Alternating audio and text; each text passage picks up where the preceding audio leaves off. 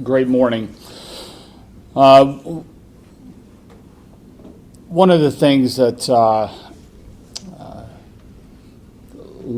maybe the main thing about sports, one of the things is that you've got the opportunity every time that that you take the court or the field or the ice or whatever is to inspire people. And uh, we thought that this would be a team that people would really enjoy watching grow as the season goes on. And there's been, I think about yesterday, we had 6 players on the court that this is their first year of playing college volleyball. And and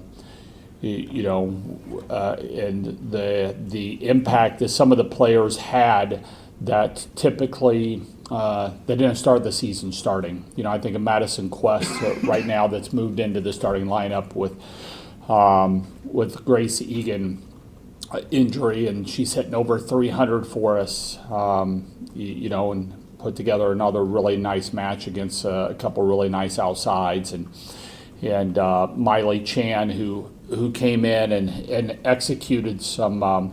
She's kind of a drop serve specialist for us, and comes in on set point in the first and gets him to give us an overpass, and which leads to a free ball for us to have an Allie Andrews slide to win the first set, and then her coming in and executing a couple really nice out of system balls at the end of the second set, and then Addie Horner coming in when Charlie's injury, I think at 4-4 in the first, and in every set we got stronger offensively, and that's what you're wanting. That doesn't happen if they're not putting the work in and practice every day, and being ready for their moment, and and then I would say that goes back to the Illinois match when you got Anaya Warren that hasn't played a lot leading into that and having a huge impact for us. And so, you have a player like Mimi Collier or Carter Booth that it becomes really obvious of what they're doing. But the reason why teams win, and the reason why I think fans get inspired to go and watch teams are the stories and the plays like what Addie gave us yesterday, what Miley gave to us yesterday, what Anaya gave to this team from the Illinois match. And so it's I think it'll still be. I think this. Appreciate everybody that comes along for the ride. It still amazes me some of these matches where we have a few seats open up in the corners of the field house. Hopefully, as we're moving forward and people kind of get to know this group, that those will be less and less likely as we're moving forward. But really enjoying coaching this team and looking forward to the amazing challenge that's in front of us. You're playing the defending champs, Penn State, and one of the elite opposites in the country.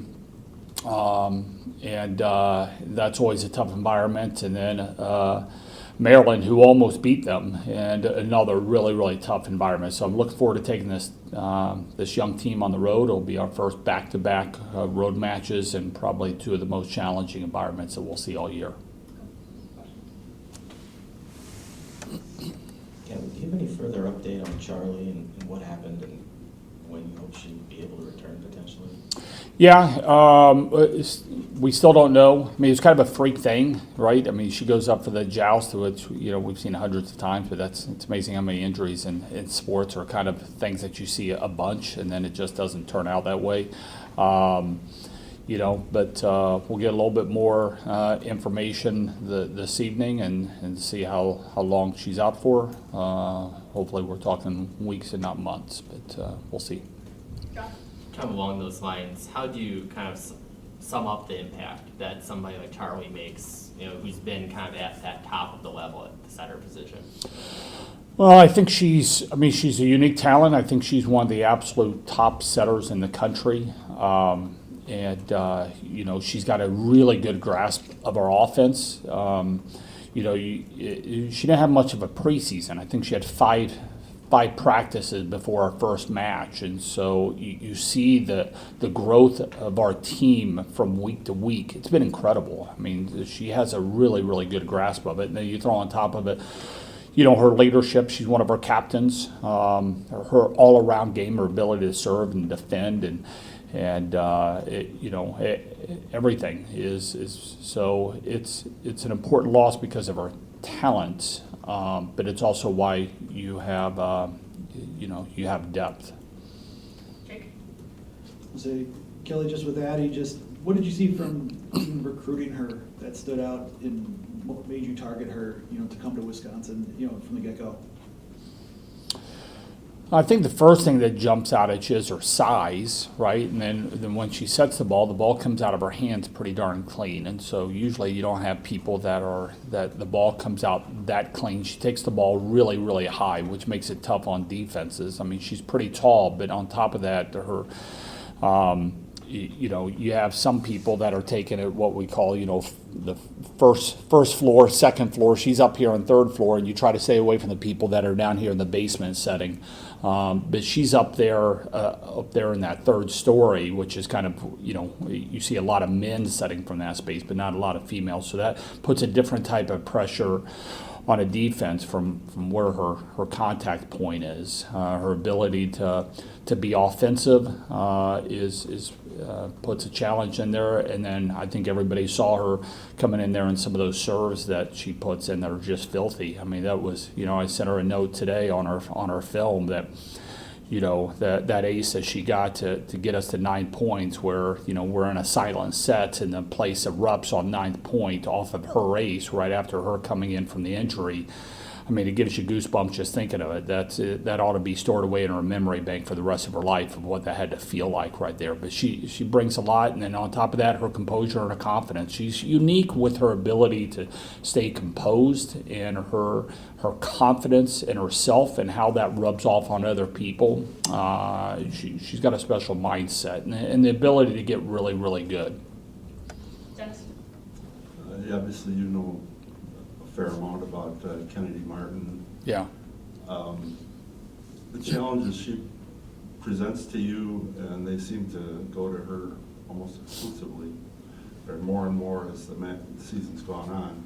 How much do you focus on her, or how much do you try and keep anyone else from going off on you? You better be focused on her. I mean, it's or else you're going to get lit up.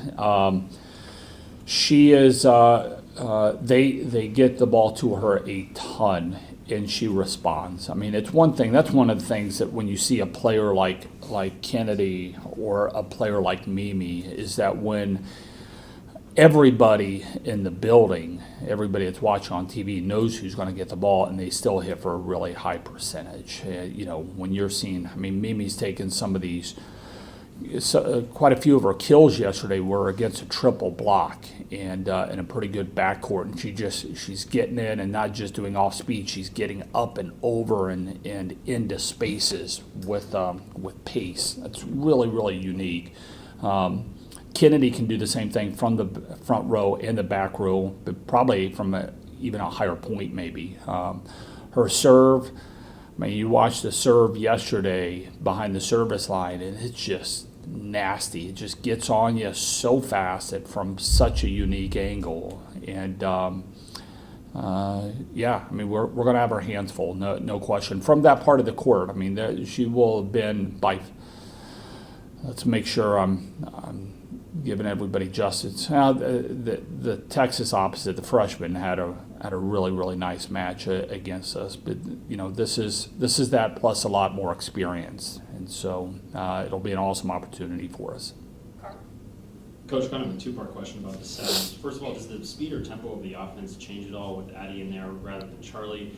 And second of all, for you guys as a coaching staff, does it come for you at all that Charlie started as a freshman last year, knowing that, hey, this is possible to continue to play at a super high level with a freshman setter? Yeah, I mean, there's that's one of the unique things the last few years is that we've seen some really talented freshman setters lead their team. I would say that Charlie probably had a little bit more experience coming in, and a little bit more than what Addie did. Addie came from a system where she ran a 6'2", so that means half the time she was hitting in high school and club. I guess Charlie did a little bit of hitting as well, but I think she probably came in with a little bit more experience of running a 5'1". As far as their tempo goes, Addie's sets are probably a little bit higher to the pin than what Charlie's is, but it's going to feel about the same to the blockers because of her contact point. She takes it higher than Charlie, and the ball's has a little bit more of an arch,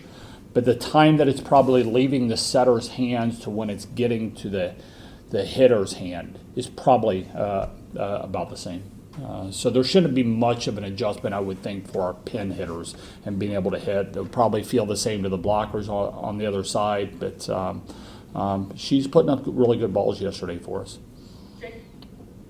Kelly, I know I asked you something similar along the lines last week about kind of having close games, like within a few days of each other.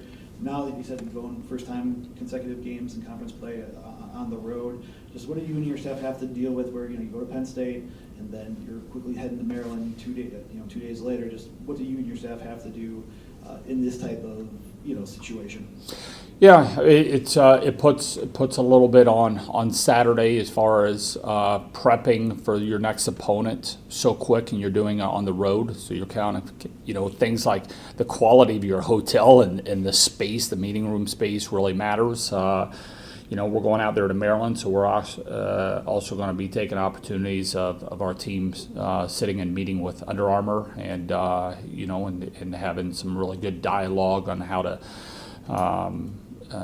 What our needs are. They've been so good with that of trying to be better for our team, better for our sport, and so there's going to be an opportunity of doing that, but that certainly takes a little bit more time and things. But it's fast turnaround and against a really good team, and you get when you're playing in elite environments, there's nothing like that. When you're going on the road and you're playing, and it's you against everybody else, and there's a different level of tenaciousness that comes from playing at Penn State. They really do a great job with the energy in there.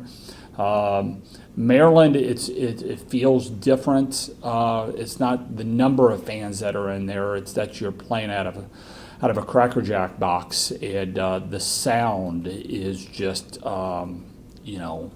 the thumping of the music. They've got they really put a lot of emphasis on the DJing there, and you're feeling it. First of all, while we're talking injuries a lot today, Grace Egan, kind of how has she been recovering from that, and do you have a timeline on kind of how quickly she could come back? Yeah, I don't. She was doing a little bit of wall work the other day, which was great, and so anytime that you're an athlete and you're starting to sweat a little bit on some things, that feels good. You start getting that smile a little bit back, I'm not sure if we're day to day or week to week right now. Probably more the latter than the day to day. Again, we'll probably get more report on her a little bit later on this evening. Dennis, last question.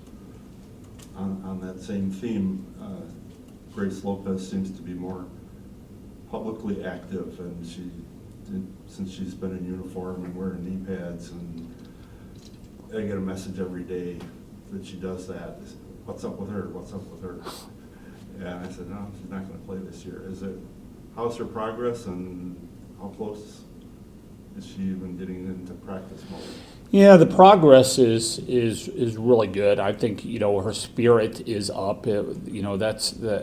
There's a mentally, especially when you're having multiple. That was the second time tearing that sucker, and just mentally, what's out in front of you. So it takes a little bit of time to pick yourself up, dust yourself off, and get back at it. But she's at a point where she's seeing progress, and it's exciting. It's fired up for her. But all the different things that have to happen out in the court, where you're not going down this road again, hopefully, is just so important. So you don't rush anything. There's no pressure to get her back this year. That's just it's not needed for this team. It's not needed for her career. She's got a long career. She wants to be on our national team and have a long pro career. So we're not going to rush her back. She's doing some things out on the court, a little bit of stuff, but it's usually a little bit more controlled situations. I think the timeline of her coming back has not changed at all. We do not see her back this year. That would nothing with that timeline has changed that. So, but she's been able to do some things, and so some of the things she's able to do, we're certainly going to allow her to do those.